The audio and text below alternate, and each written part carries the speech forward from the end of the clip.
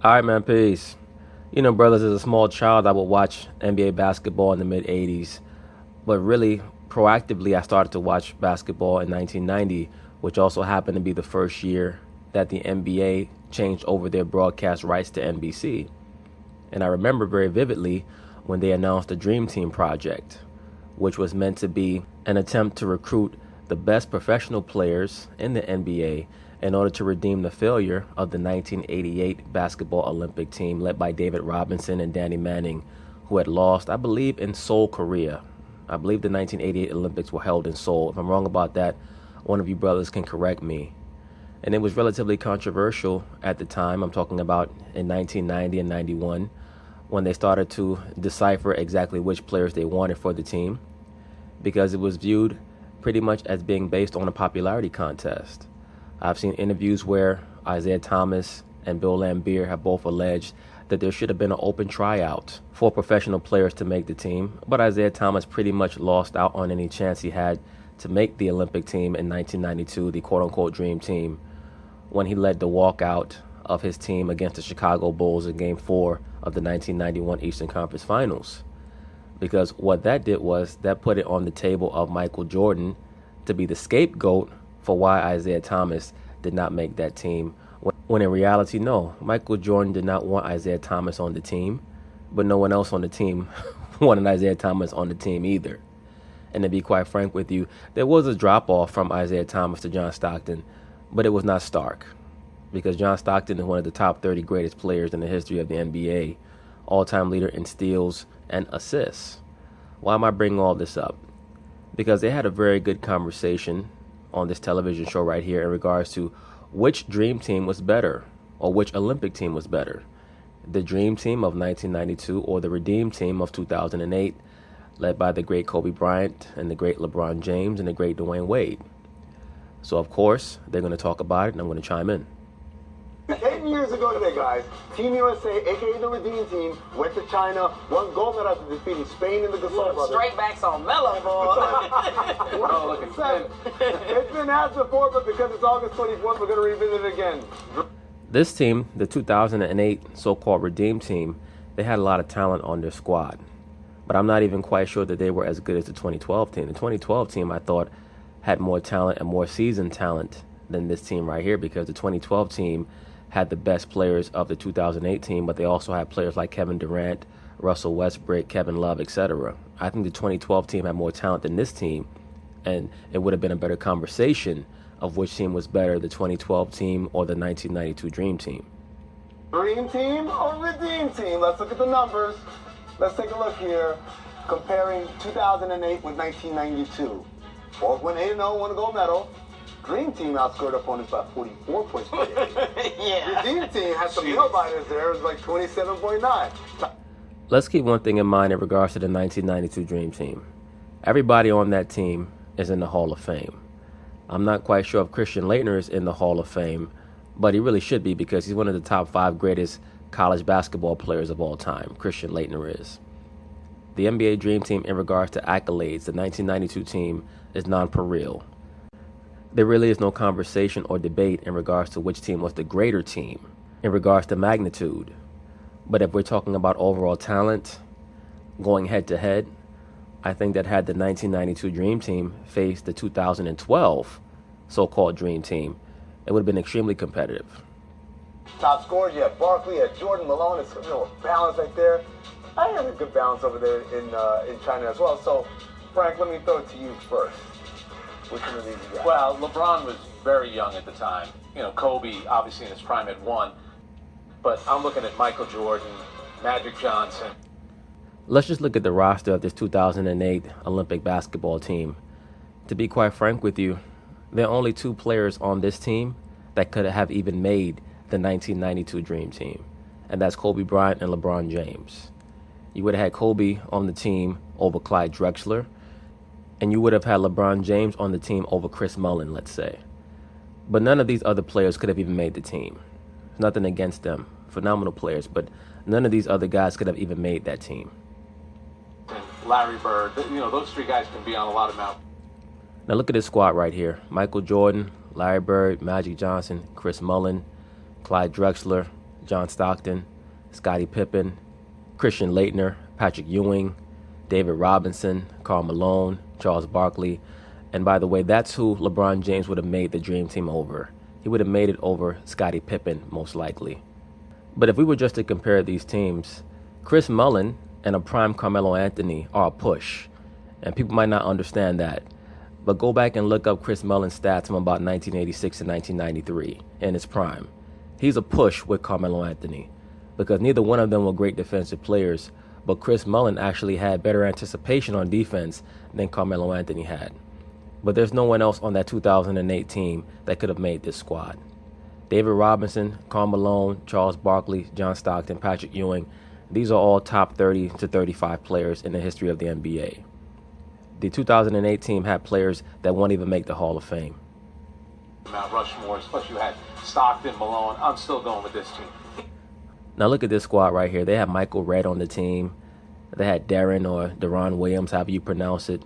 Neither one of those guys are going to make the Hall of Fame. Jason Kidd is a great player, but I'm not quite sure if you would put him over John Stockton. I personally wouldn't. I wouldn't put Chris Paul over John Stockton quite yet either. Dwight Howard, I'm already on record as stating, is a first ballot Hall of Famer, but he's not as good as Patrick Ewing or David Robinson. Chris Bosh is not as good as Karl Malone or Charles Barkley. Even with, no offense, Christian Laettner on it. Isaiah Thomas, only because Isaiah Thomas should have been on the team. Yes, Michael Jordan Petty.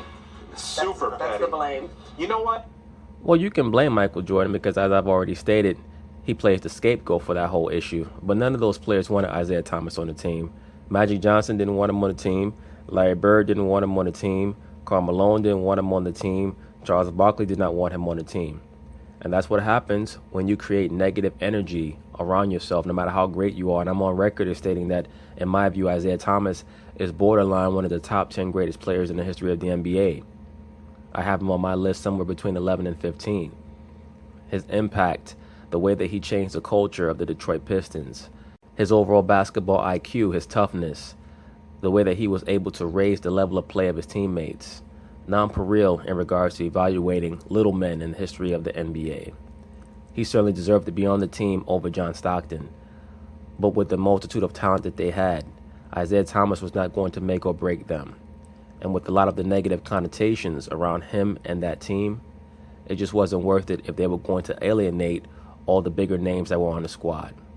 So you can blame Michael Jordan if you want to, but he's not the real reason why Isaiah Thomas did not make the team. And to be quite frank with you, I think that whole issue tore their team apart irreparably because Chuck Daly, who was the coach of the Detroit Pistons, was the coach of the Dream Team. And he seemed to have no problem with Isaiah Thomas not making the team. He didn't seem to care. You know what? I love, and I'm sitting here next to someone from Detroit.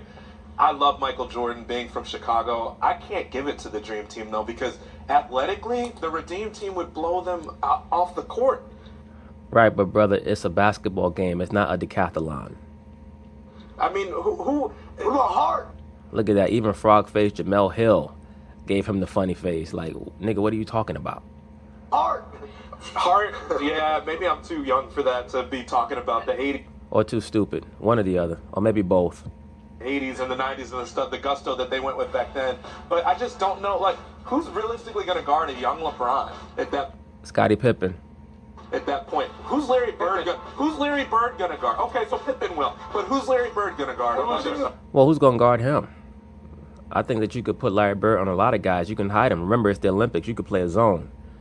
That's really not a big issue. Larry Bird at that point in his life and his career had a very bad back problem, but he could still give you 20, 25 points. And the onus would not have been on him to have to score a lot or to play great one-on-one defense. But who's going to guard him? Larry Bird, 6'10", with range out to 30 feet, even as an old man. And let's be for real, when we look at that 2008 Redeem Team, who on that team was a winner? LeBron James had not won anything yet. Kobe Bryant was just experiencing winning again by going back to the finals but losing.